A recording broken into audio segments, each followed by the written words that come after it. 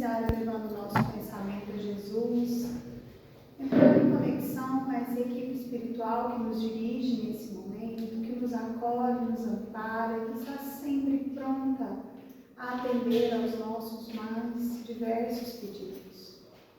Rogando ao nosso irmão maior, Jesus, nosso mestre, nosso modelo e guia, para que ele se faça presente entre nós com a sua energia misericordiosa, cobrindo-nos nesse momento, deixando-nos aqui sentir a tua presença, através dos amigos incansáveis, trabalhadores espirituais da seara do bem, aqueles que estão ao nosso lado.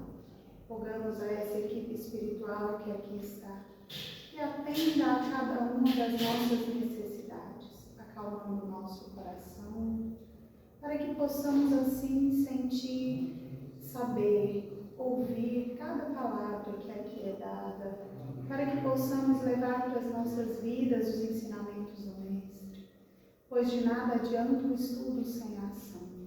E assim rogamos a esses nossos amigos que cuidam de cada um de nós, que estejam conosco hoje, agora e sempre.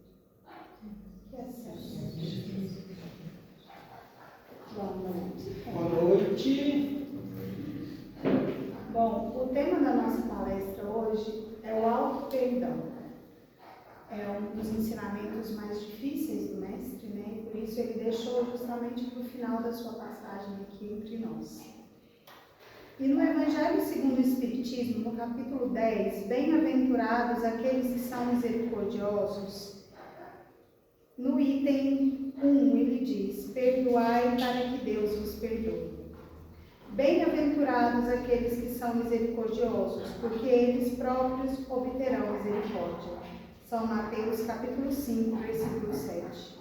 Se perdoardes aos homens as faltas que eles fazem contra vós, vosso Pai Celestial vos perdoará também vossos pecados. Mas se não perdoardes aos homens quando eles vos ofendem, vosso Pai também não vos perdoará os pecados. São Mateus, capítulo 6, versículos 14 e 15. E no item 3 ele diz: se vosso irmão pecou contra vós, ide-lhe exibir sua falta em particular, entre vós e ele. Se ele vos escuta, tereis ganho o vosso irmão. Então Pedro, se aproximando, lhe disse: Senhor, quantas vezes perdoarei ao meu irmão, quando ele houver pecado contra mim? Será até 7 vezes? Jesus lhes respondeu: eu não vos digo até 7 vezes, mas até 70 vezes 7. São Mateus, capítulo 18, versículo 15, 21 e 22. E Kardec, através dos Espíritos, vem nos dizendo: a misericórdia é complemento da doçura, porque aquele que não é misericordioso não saberia ser brando e pacífico. Ela consiste no esquecimento e no perdão das ofensas. O ódio e o rancor denotam uma alma sem elevação, sem grandeza. O esquecimento das ofensas é próprio da alma elevada, que está acima dos insultos que se lhe pode dirigir. Uma é sempre ansiosa, de uma suscetibilidade desconfiada e cheia de fel. A outra é calma, cheia de mansietude e de caridade. Ai daquele que diz: eu nunca perdoarei, porque, se não for condenado pelos homens, sê-lo-á certamente por Deus. Com que direito reclamará o perdão das suas próprias faltas, se ele mesmo não perdoa as dos outros? Jesus nos ensina que a misericórdia não deve ter limites, quando diz para perdoar ao seu irmão não 7 vezes, mas 70 vezes 7 vezes. Bom, meus irmãos, e falando do perdão, a gente lembra a oração que nós rezamos todos os dias, né? Do Pai Nosso. E lá a gente diz: perdoai as nossas ofensas, assim como nós perdoamos. Mas a gente vai falar em especial sobre as ofensas que nós fazemos a nós mesmos. Quantas vezes nós carregamos remorsos, desejo de vingança, tristezas acumuladas, como se os nossos erros não tivessem como ser reparados aqui na terra. E aí, como espíritas, sabedores que a gente tem aqui uma alma que é eterna, nós esperamos sempre que se resolva lá do outro lado, né? Que a gente vai ter uma nova oportunidade e muitas vezes continuamos repetindo as nossas faltas. Rossandro, ele vem dizendo pra gente, ele que estuda profundamente o tema do perdão, né? Tem alguns livros sobre o perdão. Ele diz pra gente assim, que nós não esperemos ser perfeitos para identificar em nós as nossas falhas e nem para perdoá-las. Porque quando a gente se coloca na postura de que eu não posso errar, ou eu não tenho direito de errar, eu estou sendo orgulhoso e arrogante. Nós somos seres imperfeitos. Estamos aqui para errar. E os nossos erros devem ser apenas aprendizados. Mas errar e se justificar eternamente como um ser imperfeito é muito fácil, né? Nós estamos aqui em evolução. Então, nos é permitido o erro, mas também nos é dado a oportunidade de reparar os nossos próprios erros, através principalmente da nossa visão de não cometê-los novamente. Quando percebemos em nós um defeito, quando percebemos em nós que talvez magoamos alguém com as nossas palavras ou ações, que a gente possa, como diz o Evangelho, né, pedir ao irmão e mostrar a ele que estamos errados, ou ao menos identificar que a gente não precisa fazer de novo. Isso já é um grande passo para a nossa evolução. Emmanuel trouxe para a gente no Livro da Esperança um texto que eu vou ler para vocês e a gente vai se basear um pouquinho nele para falar nessa fala de hoje, chamado Compaixão e Socorro, um capítulo. Amai, pois, a vossos inimigos. Jesus, Lucas 6,35. Se o amor do próximo constitui o princípio da caridade, amar os inimigos é a mais sublime aplicação desse princípio, porquanto a posse de tal virtude representa uma das maiores vitórias alcançadas contra o egoísmo e o orgulho. Capítulo 12, versículo 83. Não apenas os nossos adversários costumam cair. É preciso entender que as situações constrangedoras não aparecem unicamente diante daqueles que não nos comungam os ideais, cujas deficiências, por isso mesmo, estamos naturalmente inclinados a procurar e reconhecer. As criaturas que mais amamos também erram, como temos errado, e adquirem compromissos indesejáveis, como tantas vezes temos nos abraçado problemas difíceis de resolver. E todos eles, os irmãos que resvalam na estrada, de certo pedem palavras que os esclareçam e braços que os levantem. Tanto quanto nós na travessia das trevas interiores, quando as trevas interiores nos tomam de assalto, reclamam compaixão e socorro, ao invés de espaçamento e censura. Ainda assim, compaixão e socorro não significam aplauso e conveniência para com as ilusões de que devemos desvencilhar-nos.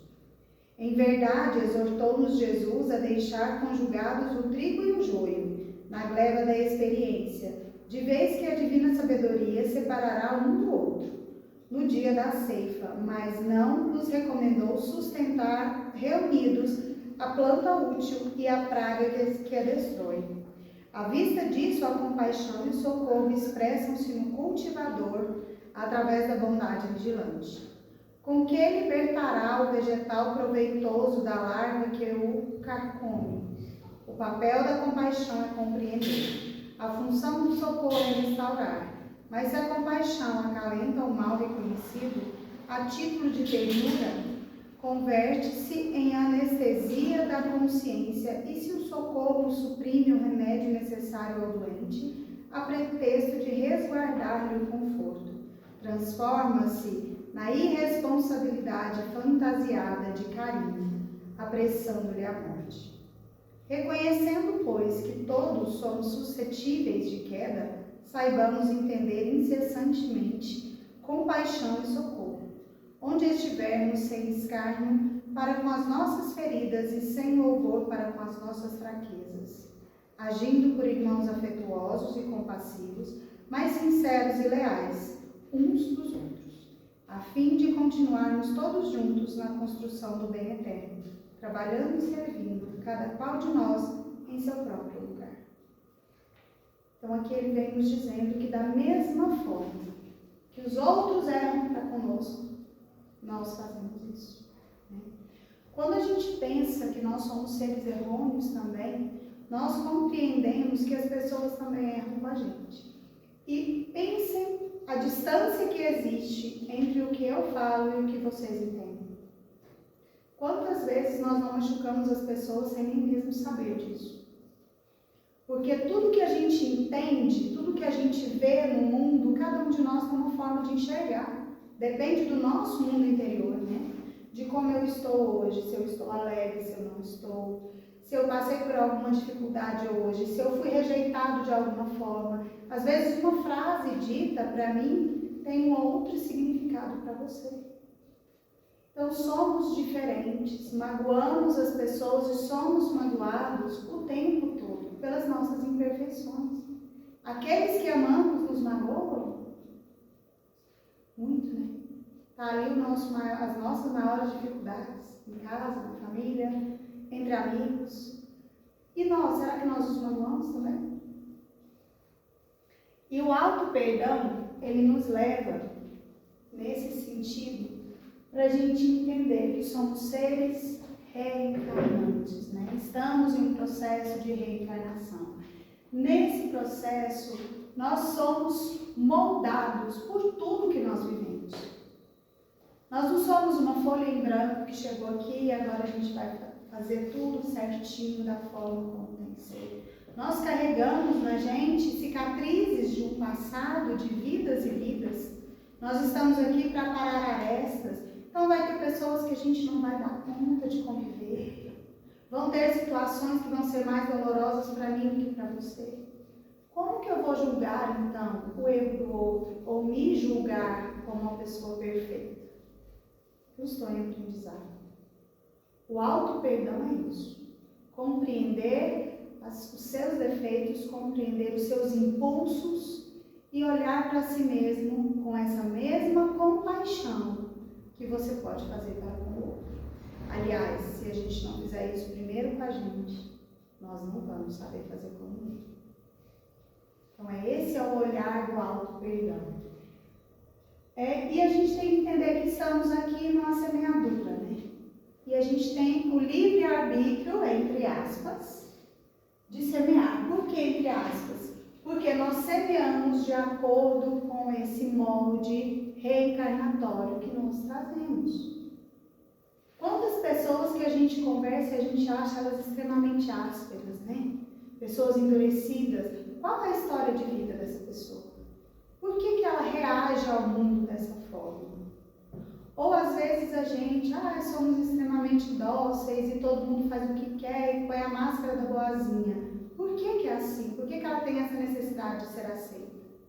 Por que eu não consigo falar não? Por que eu tenho que sempre agradar os outros? Tudo tem uma história de vida, tudo tem um motivo para que nós sejamos apresentados socialmente desse jeito. Joana de Ângeles nos diz que nós somos seres integrais. E vivendo nesse mundo, nós estamos aqui exercendo as nossas diversas funções da integralidade do espírito.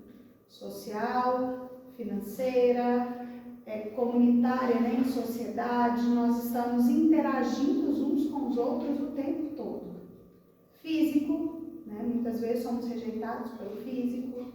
Então, estamos assim. E precisamos compreender a nós e aos outros a partir desse olhar.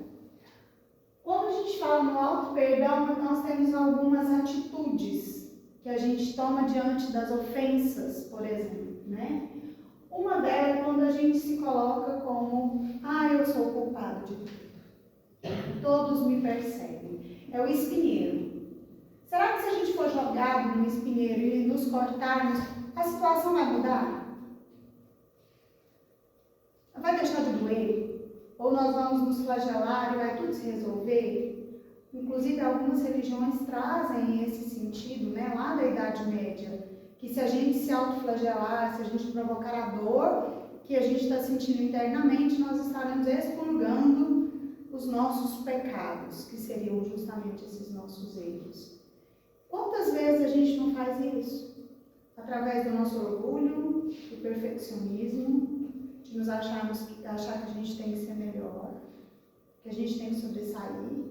Não é o autoflagelamento quando a gente faz isso? A gente não está se colocando no espinheiro como culpado de tudo? As pessoas nos maltratam e eu ainda sou culpada por isso. Ai, mas o que eu fiz para merecer isso? Isso é orgulho. A gente se coloca como modelo, porque quando eu pergunto o que eu fiz, é porque eu não faria como o outro está fazendo. Então, qual é a forma certa? A minha. Quem disse que eu sou exemplo? Nosso exemplo maior nunca errou. Então, nós não somos exemplos de nada. Temos também um outro canteiro, né, para a gente semear, que é o desculpismo. Ah, mas eu fiz isso por isso. O perdão, ele é muito trabalhado na parte religiosa. Mas hoje eles já começaram há muito tempo os estudos mostrando o quanto isso afeta a nossa vida como um todo, né? A mágoa, a dor, a falta do perdão, a falta de se olhar, afeta o equilíbrio de saúde física e mental. Então, quando a gente chega no desculpismo, vem a psicologia muitas vezes mostrando pra gente que tudo que a gente faz tem uma causa. E aí a gente entende que tem uma desculpa. É completamente diferente uma coisa da outra, né? Mas para nós é muito melhor a gente achar uma desculpa no como meu pai me criou, que eu fui rejeitada lá na infância, que a minha avó talvez não gostava de mim, aí me trouxe aquele trauma. Aí a gente começa a desculpar os nossos erros. E aí vem a síndrome da Gabriela, né? Eu nasci assim, eu sou assim, então eu não preciso mudar porque tem uma culpa por trás. Ou muitas vezes tem a própria culpa. A pessoa é tão culpada, ela se sente tão inferior naquele lugar, que ela prefere ficar de vítima, de coitada, no espinheiro pro resto da vida, do que se mexer. E o perdão é uma atitude, ele é movimento, ele é um processo. Ele não é uma coisa estática. Tem um videozinho do Divaldo, onde ele diz assim, ó, é uma hipocrisia quando alguém chega para você e diz, me perdoe, por favor, quando você está no auge da sua raiva, que é uma emoção natural e deve existir, e você diz para ele assim, ó, é claro, eu te perdoo. É ser hipócrita. Ninguém perdoa do dia para a noite. Perdão é um processo. E o nosso auto-perdão também. E ele passa pelo autoconhecimento. Ele passa por identificar a sua própria sombra, as suas próprias dores. É preciso olhar para nós para se perdoar.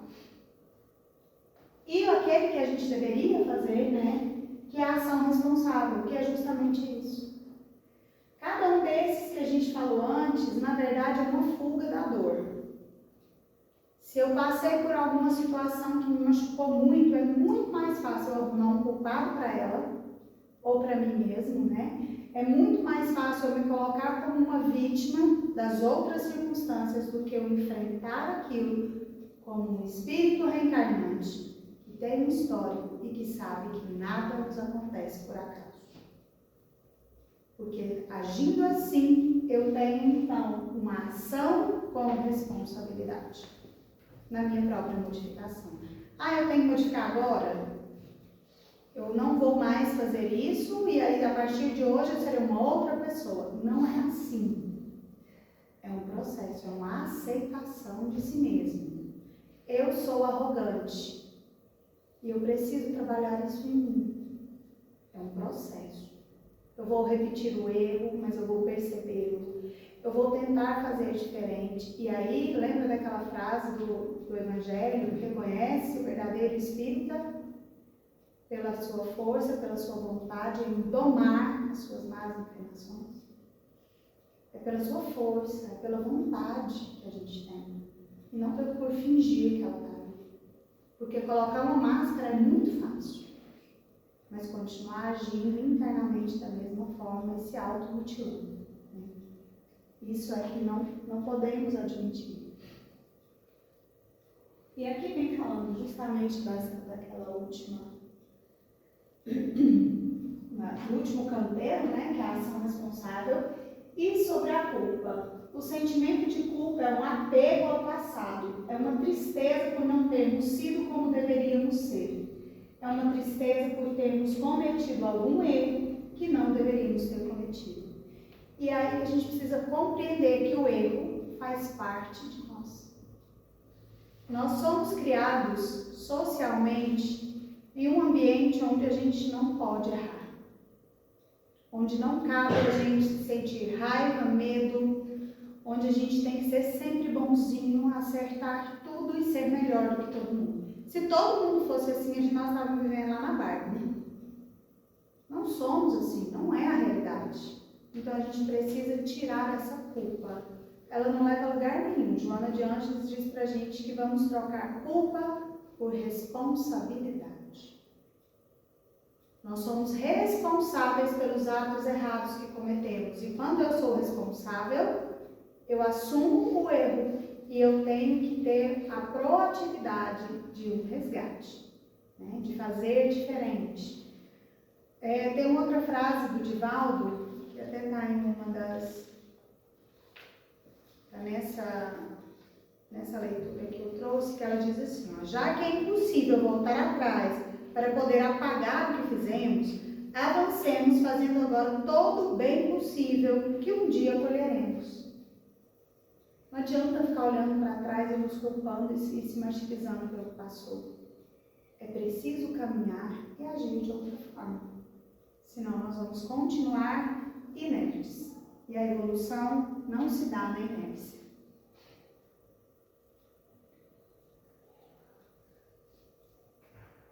E então a gente precisa compreender que todas as criaturas cometem erros.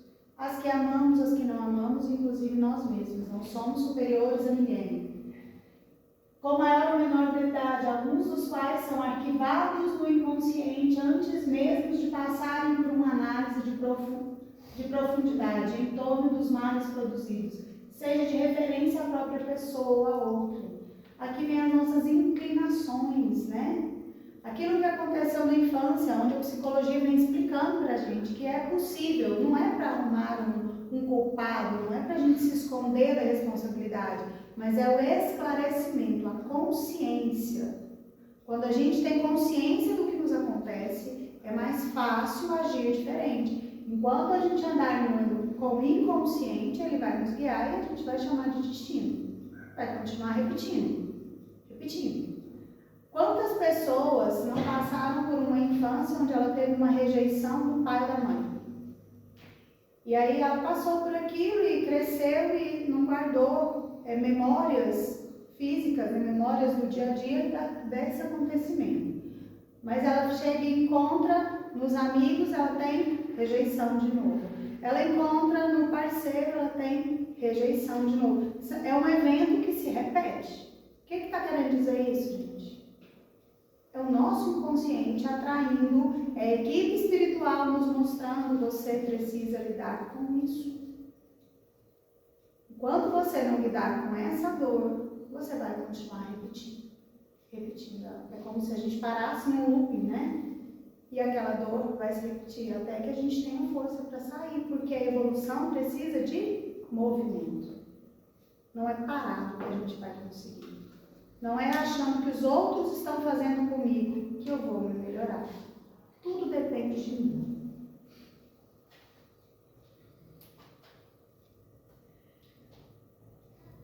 E é uma forma inadequada de agir diante dos nossos erros, né? Isso aqui é para a gente olhar e se avaliar um pouquinho, né?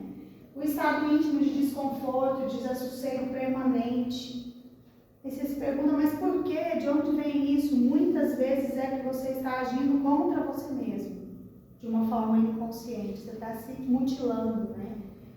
Torturante sensação de perda de controle sobre a existência, só acontece coisa ruim, não tem direção na minha vida. Baixa tolerância à frustração, ansiedade de origem ignorada, medos incontroláveis de situações irreais, irritação sem motivo claro, né? Oscilação de humor. O que a gente deve fazer nesses casos? Nós, espíritas, que nós temos a consciência de que quem está passando por isso tudo é o nosso espírito atormentado. Prece. Volta para você. Entre em contato com o seu mundo interior, com o seu self, com a sua centelha divina, com o seu mentor. E ali ele estará para te orientar. Isso é um processo também? Sim. Não vai ser no primeiro dia que a gente consegue, não vai ser no segundo. Vai ter momentos que nós não vamos conseguir sentar e rezar, e estar em prece, estar em contato e sentir essa equipe espiritual. Mas é preciso que a gente passe por esse processo. É preciso que a gente se coloque à disposição para sermos também auxiliados.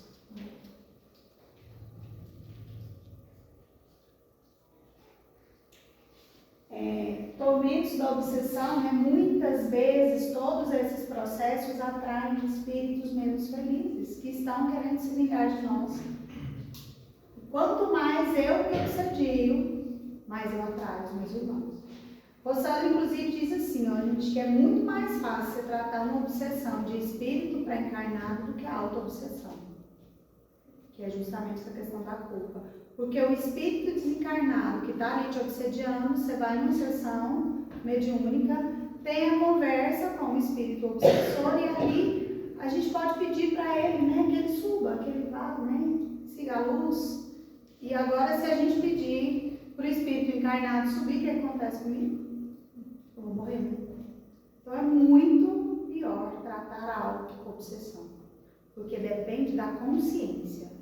E a falta de perdão leva à auto-obsessão, ao extremo perfeccionismo, ao extremo orgulho, à extrema arrogância de achar que nós precisamos ser sempre perfeitos. E isso passa também nos trabalhadores espíritas, porque aí a gente começa a achar que é só os outros que têm problema, né? A gente não. Acredita-se que sofrer é crescer, que é igual a resgatar. Acredita-se que a dor punitiva é uma libertação. Tem gente que ainda acredita nisso. Eu estou sofrendo tudo nessa encarnação para mim não sofrer na próxima. Não, você só está inerte, esperando mesmo acontecer as coisas com você. A colheita está parada. Você já viu colher alguma coisa parada, esperando acontecer? Nunca vi, né? Precisa do movimento. E, no entanto, a dor que educa é aquela que liberta, é aquela que traz consciência. É aquela que me mostra o porquê que eu estou passando por isso. É aquela que me inclina a sair daquela situação, né? Tem uma frase que diz, deixa eu lembrar onde que eu acho que foi o Rossano que colocou ela, que a gente não deve jamais ficar olhando para as nossas dores, que ao contrário disso devemos olhar para aquilo que a gente tem de bom para sair dela, né? Quando a gente está no fundo do poço, a gente não precisa ficar cavando mais para afundar, a gente tem que usar ele de trampolim. Toda crise não é também uma oportunidade? Porque é na crise que a gente tem força. Enquanto nós estamos assim na parte boa da vida, a gente estagna. Chega a crise, nós nos reconhecemos. Então, quando vier os momentos de dor, quando você se questionar do porquê isso acontece com você, questione também o que eu devo aprender com isso. O que eu devo aprender comigo mesmo? Até onde eu estou errando com a minha pessoa? E, gente, muitas vezes nós somos ruins. A gente tem sentimento ruim, a gente tem vontade de dar uma enforcadinha no colega, é natural, é do ser humano. A gente só não pode se deixar chegar ao extremo, né? Mas a gente precisa ter contato com isso para saber quem eu sou. Quanto mais eu me mascaro de bonzinho e que eu não sinto isso, maior fica a sua sombra. Maior fica a sua falta de perdão consigo mesmo. Você se mutila. Porque, na maioria das vezes, principalmente quando nós estamos ligados a algum segmento religioso, a gente acha que está fazendo curso para ser santo. Tem nada a ver. Nós estamos simplesmente abrindo os nossos olhos para uma realidade que não é a do mundo. E ela não é bonita, porque nós estamos em evolução.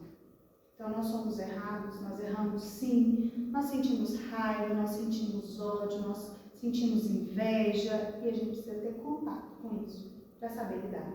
Enquanto a gente fugir disso, nós vamos continuar errando, achando aquelas desculpas e continuar estacionados. E quando a gente errar, que a gente tenha paciência, tá, gente?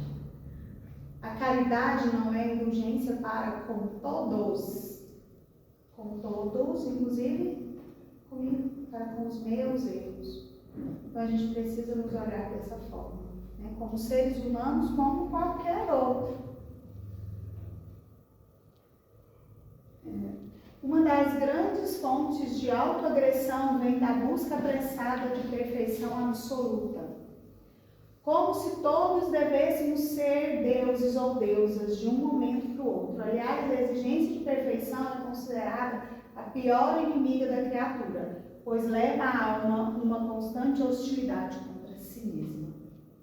É a automutilação contra você, né? Você vai se colocando numa caixinha que não te cabe, mas você precisa caber. E aí você vai se mutilando nos seus desejos, nas suas vontades, naquilo que você é. E você perde a oportunidade de, ao invés de você se fazer de uma coisa que você não é, você se lapidar. Que esse é o intuito. É você se melhorar. E não você fingir que você é alguma coisa.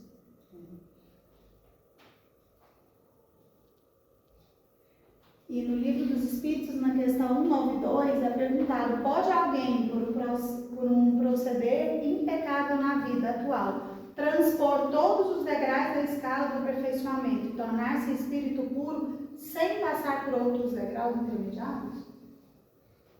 Ou seja, será que nós vamos dar de agora, assim, só agora que a gente está aqui fazendo todo o bem que a gente é capaz, nós já vamos virar o Chico Xavier, desde que a gente vai para Jesus, pulando, né? Como se a gente fosse um bom extremo. Não, não é possível. É um processo doloroso, é um processo que leva tempo, é um processo que exige aprendizado. Ninguém aprende do dia para a noite. Como ninguém aprende do dia para a noite, nós entendemos também que os nossos irmãos que estão conosco também não vão passar assim, do nada, para uma escala, da escala evolutiva, né? E aí, a gente precisa parar de olhar para os erros dos outros e começar a olhar para os acertos daqueles que estão ao nosso lado. A maioria das nossas dificuldades com a gente mesmo, da falta de aceitação de si mesmo, ela vem de alguns sentimentos da convivência humana.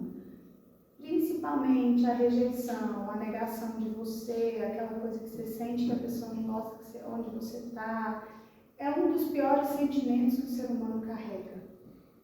Ou ser rejeitado em relacionamento, ser rejeitado pelo pai e a mãe. E quando a gente pensa nisso, a gente começa a identificar isso em todo mundo que está ao nosso redor. A gente passa a ver aquela dor nos outros, chama projeção, né? Eu projeto no outro aquilo que eu sinto, porque eu tenho medo da rejeição, então eu já rejeito antes que o outro faça isso por mim. E eu queria fazer um exercício com vocês para a gente terminar.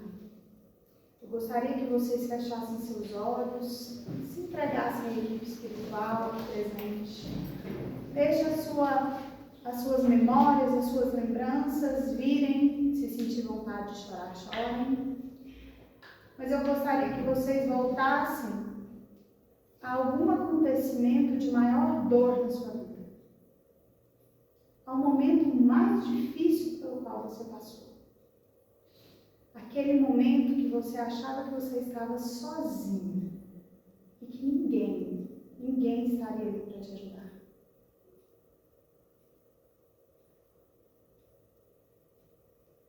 E eu gostaria também que vocês lembrassem agora de quem estava lá,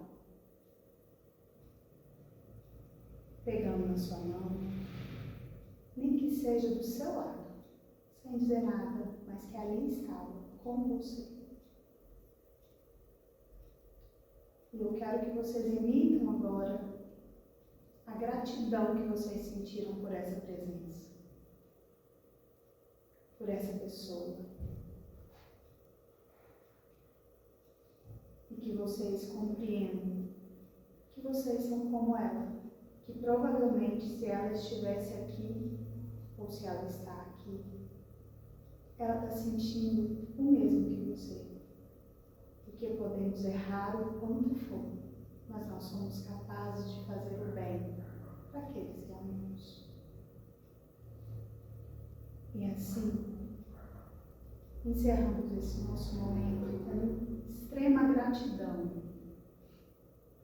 por todas as pessoas que estão conosco, que nos auxiliam, que na sua imperfeição é capaz de mostrar todo o amor que tem no coração. E rogamos a Deus, nosso Pai de bondade, que nós possamos também sermos capazes de despertar essa gratidão naqueles que amamos e por onde passamos. Obrigado, Senhor Jesus, pela Tua presença entre nós. Que assim seja. Bom, gente, era o que a gente tinha para falar hoje. Falei demais, passou um pouquinho o horário.